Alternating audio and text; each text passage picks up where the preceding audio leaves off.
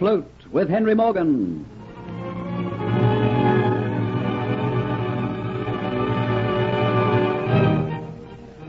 Afloat with Henry Morgan is an original story written for radio by Warren Barry and a George Edwards production.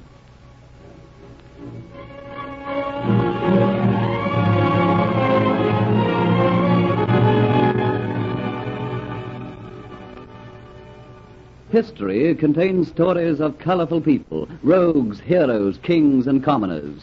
But there were few who had such a picturesque, blood-stained career, culminating in honored glory, as a man named Morgan in the 17th century. Henry Morgan, pirate, whose foul deeds earned him the name of Colossus of the Caribbean, eventually became Sir Henry Morgan, King's representative, governor of Jamaica.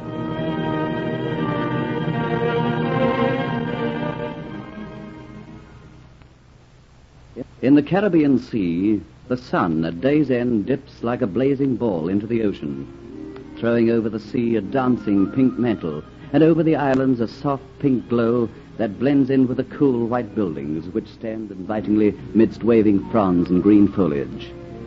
Thus, the spirit of night gives warning of her coming over the British island of Jamaica and the Spanish possession of Cuba. But in Havana, capital of Cuba, inside a large white Moorish type of home, the serenity of the evening is gone. Beside a highly polished cedar desk, white and shaking with rage, stands Don Pietro Pizarro, Spanish governor of Cuba. Before him, hesitant, full of apologies, stands a seaman of high rank.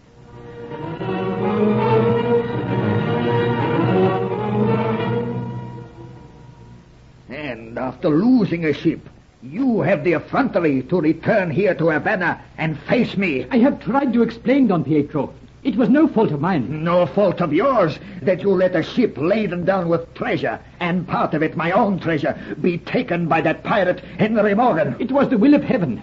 Before I left, Excellency, did I not go on my knees and pray that you would let me put more armor on my ships? I had escorts. They were to protect me. And like the blundering fool you are, you get separated from them and allowed yourself to fall prey, defenseless, to Henry Morgan. You fail to understand, Don Pietro. You yourself know the nights in the Caribbean are dark when there is no moon. Suddenly, as if from nowhere, a storm arises. We hurry to bring in our canvases to make our ship secure. And before we know what has happened, we are scattered to the winds. And then comes the morning. The storm is gone, and in a blaze of glory the night changes to grey, then flaming red, and a ship is standing nearby. At first sight, I give thanks to heaven that I still have one of my escorts to protect me. And then breaks the flag, and I know I am victim to Henry Morgan. Henry Morgan, Henry Morgan, Henry Morgan. Is there no one in the world who will rid us of him? Must we always fear the man Henry Morgan? And those aboard the ship, what of them? Taken by Henry Morgan to Jamaica to be sold as slaves. Then you are lucky, Cortes. My luck depends on your clemency, Excellency. Oh, perhaps it was partly my fault for not allowing you extra armor to defend yourself. But Cortes, witness this much. I say to you, I pray to heaven for one grant, one gracious gift, to see Henry Morgan in chains in Havana, to have him in the hands of the Inquisition, to see his broken body hanging by the neck in the slave market. That is what I wish from heaven, and with heaven's aid, I will have my wish. Don Pietro's voice shakes with emotion as he sends his prayers heavenwards. And then, with a curt nod, Cortes is dismissed. The governor watches him go, and the heavy cedar doors close on him. But already Cortes has gone from Don Pietro's mind. There is something else to be faced. The wrath of someone he fears when she is in anger. The loss of his own personal treasure is cause for grave concern, yet the thought of the coming meeting gives him far greater worry. Like a man who realizes it is no good postponing trouble, he lets himself out through a small door into a cool and biting courtyard. Wisteria vines climb and twist themselves around arches. The mauve blossoms hang in their grape-like bunches. The scent of the flowers mingles with the perfumed waters of the fountain, which plays to cool the hot breath of coming night.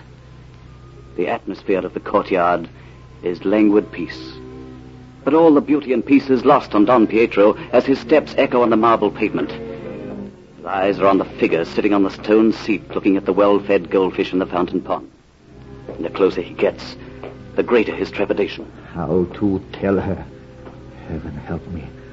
How to tell her? The girl by the fish pond looks up.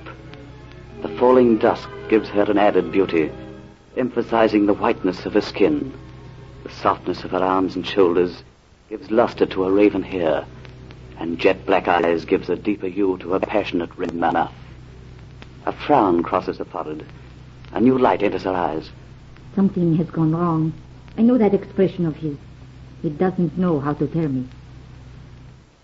She waits until he comes up close, and as he fidgets with the cravat at his neck, then with a curl of his wig, she sits waiting for him to speak first. Then can bear his agitation no longer. Well, Father, something is worrying you. I know. Tell me what it is. Dolores, I do not know how to tell you, but remember, please, do not lose your temper. I have had bad news. I could not stand to see it. What is it? What has gone wrong now? Cortez has just left me. Cortez? How can he be in Cuba?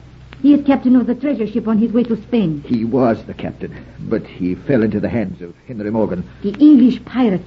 He took the treasure, our treasure. Dolores, please do not lose your temper. I cannot stand it. Yes, a storm scattered the Spanish ships. Morgan took Cortez' ship with the greatest of ease. Our treasure gone. That doesn't matter so much. We can get more gold from the mainland. But don't you realize the Aztec necklace was on that ship? My necklace, worth more than money can tell. Dolores, please. I will make it up to you. I will obtain for yourself a whole shipload of gold. Gold? I don't want the gold. It is the Aztec necklace I want, and I shall have it back. I shall get it. I swear by heaven that no fat English senora will wear the Aztec necklace which belongs to Dolores Pizarro. So 2 oaths are taken on this balmy tropical night, and because of them, our tale is spun. The spirit of night encloses the Caribbean in a cloak of black, spangled with large dancing stars. And as she speeds across the sky, the edge of her cloak lifts in the east, showing a grey promise of a new day, which warns the sun it is time for work. Like a man disturbed from a heavy sleep, he climbs into the heavens, angry and red, casting vengeful rays over the ocean, reaching out to alight on the topmost peak of a sail, and down the snow-white canvas until they embrace the hull, making the ship as though of gold. Early as it is, the ship is alive with movement, for land is ahead. On the poop, with one hand resting on the rail, stands Captain Henry Morgan, thick-set, handsome, burly. Beside him, kneeling at an open chest, is a swarthy young man, handsome in a sinister, sly way. His dark eyes are alight with greed as he looks into the open chest. His tongue slowly moistens his lips as he looks upon the treasure. Aye, take your fill, the arts. That's your payment for your treachery to your countrymen. You are generous, Captain Morgan, in giving me this loot as my share. You served me well. I reward well those who serve me. Diamonds, rubies, gold pieces. It will make my stay in Port Royal a happy one, Captain. You'll be a welcome visitor in the Dolphin Tavern. Kitty the Buccaneers, Belle will be glad to see you, laden down with that loot. There'll be necklaces to hang around her nice neck. Ah, Captain Morgan, and look at this one. I shall hang it around her neck. Why, St. David, hand it to me. No, it is mine. Give it here. Aye, it is beautiful. Gold so finely beaten it looks like lace.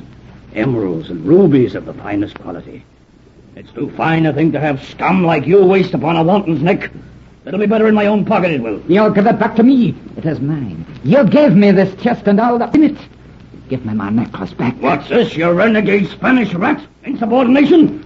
You're sailing under Henry Morgan, and Henry Morgan takes what he wants. But that necklace, it is mine. Give it to me. I'll give you this, you Spanish dog, in exchange. Now, get ye about your business. The wind is falling. We'll not make Port Royal by tonight. See that every strip of canvas is spread to catch the failing wind. Henry Morgan's fear of the failing wind proves correct. Soon it dies away until it is just a faint whisper. The sun beats down on the boiling sea, and the gallant ship barely moves towards that smudge in the horizon, which is Jamaica. The tantalizing nearness of the land and the baking sun makes tempers edgy and crafty minds lines treacherous. Listen to me, you two men. Morgan gives us the crumbs and keeps everything for himself. And two pairs of shifty eyes look on Diaz as he talks. Enough loot was taken on the trip to keep us in luxury for the rest of our lives. But Morgan seeks to keep it all. Two heads not in agreement. And so a plot is born. We won't reach Port Royal until late tonight. Morgan will leave the ship to visit the governor. Why not you two wait for him? A quick dagger thrust in the neck, and we all share his shipload of gold. Greed makes the other two fall in with the plan and blinds their eyes to the fact that they do it while Diaz has no hand in it. Diaz is right. It is late when Port Royal is reached and the town is wrapped in darkness. Before long, Captain Henry Morgan leaves the ship and goes along the dirty laneways near the docks. Figures lurk suspiciously in darkened doorways. Filth litters the ground at his feet.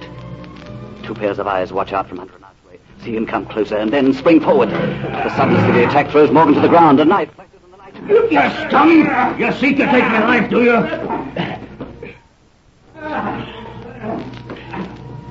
As if from nowhere, a third figure lurches into the fray. A second knife flashes once, twice, and two figures lie dead amongst the filth. Morgan has helped to his feet. I thank you. You saved my life. I never did like two against one. Who is it I have to thank? I know you not. You know me not. It isn't wise in Jamaica to ask questions of a stranger. I have done you a favor this night. Now do me one. Seek not to question who I am.